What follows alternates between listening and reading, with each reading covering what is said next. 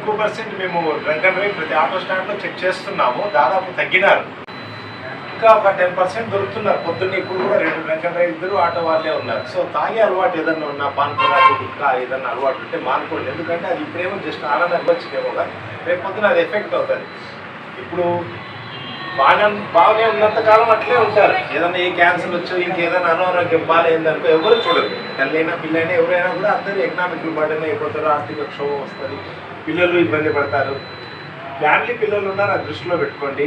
రెండోది మీరందరూ కూడా మేమైతే అక్కడ ఆటో స్టాండ్ క్రియేట్ చేయడం అనేది మీకోసమే చేసినాం. ఎందుకంటే మాటికి ముందు పెడుతున్నారు, మేము వచ్చి ఫైన్ వేయడము, దానికి పబ్లిక్కి అడ్డం కావడము, ఆ బస్ స్టాప్లో పెడుతున్నాము. అందుకని వెనక్కి పెట్టి అట్లా ఇచ్చాను. పెట్టుకోండి, కానీ లైన్గానే పెట్టుకోండి. ఆ ముందర ఎవరన్నా పెట్టినారనుకోండి ఏం మాట్లాడద్దు వాళ్ళతో. జస్ట్ ఫోటో తీసి ప్రూఫ్ ఉంటుంది, దాంట్లో పెట్టేయండి. నాకు నేను వాళ్ళ ఫైన్ వేస్తాను. నో డౌట్ వాళ్ళు మానుకుంటారు. సో తాగే అలవాటు 100% తగ్గిపోవాలన్నా. రెండోది ప్రతి ఒక్కరు ఇట్లాంటి హాఫ్ షర్ట్ వేసుకోండి. హాఫ్ షర్ట్ వేసుకోండి. వీళ్ళు పడితే ఇట్లా నెంబర్ ప్లేట్ కూడా వేసుకోండి. ప్రతి ఒక్కరు చేసుకోండి. నెంబర్ ప్లేట్ యూనిఫామ్ అంటే డిసిప్లైన్ ఉంటుంది. రెండోది కొంచెం స్మార్ట్గా ఉండండి. ఇప్పుడు బయట ఫర్ ఎగ్జాంపుల్ ఇద్దరు కొట్లాడుకుంటున్నారు అనుకోండి, ఎవడో మంచి తిక్కలు డ్రెస్ వేసుకొని పక్కనే నీదే లేపా అంటారు. అదే నీకు మంచి డ్రెస్ వేసుకొని కదా షర్ట్ అది అన్న అది కాదన్నా నీకే చెప్పేకి వస్తారు. అంటే మన బట్టల్ని బట్టి మనల్ని మనం రెస్పెక్ట్ ఇచ్చుకోవాలి. ఫస్ట్ మన బట్టలు తీసుకొని మన శరీరానికి మనం రెస్పెక్ట్ ఇస్తే బయట వాళ్ళు కూడా చూసి గౌరవంగా ఉంటాడు. సో మన సమాజంలో బాగా రెస్పెక్ట్ మనం పొందాలంటే ఫస్ట్ మన బాడీకి మనం రెస్పెక్ట్ మంచి బట్టలు వేసుకోండి. ఉన్న కాడికి అలవాట్లు ఉంటే ఏమన్నా మానుకోండి. రెండోది మీ మీద మీ ఫ్యామిలీ ఆధారపడింది అనే సంగతి మర్చిపోవద్దండి. చాలా వస్తున్నాయి మా కంప్లైంట్స్. ఓవర్ స్పీడ్ వెళ్ళిపోతున్నారు, యాక్సిడెంట్ అవుతారు, ఫ్యామిలీ రోడ్డుని పడిపోతుంది, మళ్ళీ పిల్లలు ఏమైపోతారో తెలియదు, చాలా డిస్టర్బెన్స్ ఉంటున్నారు. అట్లా కాదు, పిల్లలు బాగా చదివించుకోండి, ప్లాన్గా చేసుకోండి.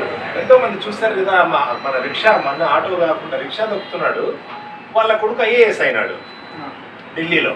రిక్షా తొక్కే అతని కొడుకు ఐఏఎస్ అంటే కలెక్టర్. అంటే అత్యున్నత స్థానానికి పోతూ ఉన్నారు. ప్రతిదీ అత్యున్నత స్థానానికి పోవాలంటే మన ఎకనామికల్ స్టాండర్డ్ కానీ మన సమస్యలు కానీ ఇంకోటి ఏమీ అడ్డు రావు.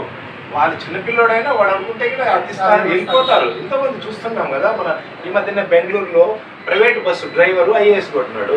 మళ్ళీ ఇంకో అతను రైల్వే స్టేషన్లో వైఫై యూజ్ చేసుకొని చదువుకొని అయినారు. ఈ మధ్య మెడికల్ స్టూడెంట్ స్టేట్ ఫస్ట్ వచ్చాడు ఈస్ట్ గోదావరి ఏరియాలో. ఆ పల్లెలో సెల్లులో చదువుకొనే వచ్చినాడు.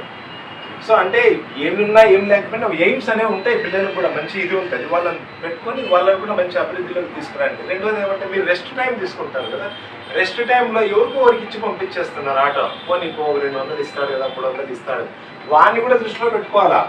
అది ఎవరికో ఇచ్చేసినారు అనుకోండి, వాడు పోయి యాక్సిడెంట్ చేసి సైలెంట్గా పెట్టేసినాడు. దాని తర్వాత వచ్చేసి మేము ఎవరిని పట్టుకుంటాం, ఎవరు ఓనర్ ఉంటే వాళ్ళనే పట్టుకుంటాం, మళ్ళీ అది ఇబ్బంది అవుతుంది. సో ఇట్లాంటివన్నీ కొంచెం రోడ్లో కూడా ఎవరైనా చేయెత్తినారు, చేస్తాను అక్కడే నిలబెట్టద్దండి. కొద్దిగా చూసుకొని పక్కన నిలబెట్టాలా, లేదంటే ముందు సర్కిల్స్ దగ్గర, ముఖ్యంగా మాకు ఆ సర్కిల్స్ దగ్గరే నిలబెడతారు.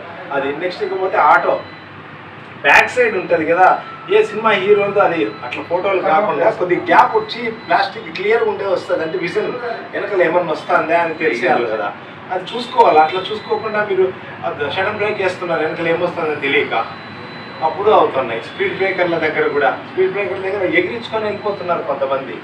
సో ఇట్లాంటివన్నీ చేయొద్దండి, అది జాగ్రత్తగా ఉండండి. ఇంకోటి ఏమంటే ఈ పేకాట ఆడేవాళ్ళు మామూలుగా తగ్గిపోయినారు, కానీ సెల్లులో ఆడేవాళ్ళు ఎక్కువ అయిపోయినారు. సెల్లులో ఆడుతున్నారు పేకాట. అది కూడా వద్దు. అడిక్షన్ ఏం అవసరం లేదు. ఏదన్నా ఉంటే వాకింగ్ చేసుకోవాలా, ఎక్సర్సైజ్ చేసుకోవాలా, మంచి తిండి తినాలా, ఫ్యామిలీని చూసుకో. మన జీవితం అంతే కదా, ఏమని చెప్పి ఎప్పుడు ఎక్కడికి వెళ్తారు ఎవరికి తెలియదు. ఈరోజు ఉండేవాడు రేపు లేడు. ఉన్నంతకాలం అందరితో కలిసి ఉండాలా. ఇంకోటి మీరే చేసుకుని మీ స్టాండ్లోనే ఎవరింట్లోనే కొడుకు పెళ్లి ఉంది, లేకుంటే ఇల్లు ఓపెనింగ్ ఉంది, కనీసం 4 అన్న పోయేసి కలిసి చేయడం. లేదా ఇంకేదన్నా సమస్య వచ్చినప్పుడు కూడా ఎంతన్నా కానీ అదంతా 10 రూపాయలే కానీలే, 10 రూపాయలు ఏంటి 200 అవుతుంది. పోతాము, పండ్లు పూలు ఏదో ఇస్తాము, ఆయనకు మాట్లాడి కొద్దిసేపు వస్తాం. అది మనం ఇచ్చేది 200 పూలు అని కాదు. అక్కడ మేమంతా నీ వెనకలో ఉన్నామమ్మా, నీకు సపోర్ట్, ఏం ప్రాబ్లం లేదు, ఆటో యాడుంది అక్కడ ఉంది, నేను తెచ్చి అది షెడ్లో పెట్టిస్తానులే, ట్రీట్మెంట్ చూసుకో. ఆ భరోసా, ఒకరికొకరు భరోసా ఇచ్చుకోండి. సమాజంలో మనిషికి మద్దతు చేసడమే మెయిన్ కదా. మనిషిని సపోర్ట్ చేసుకోవడమే మెయిన్. అందరూ సపోర్ట్ చేసుకోండి, ఫ్యామిలీ హ్యాపీగా ఉండడం, చాలా పబ్లిక్ ఇబ్బంది చేయాలి. ఓకేనా?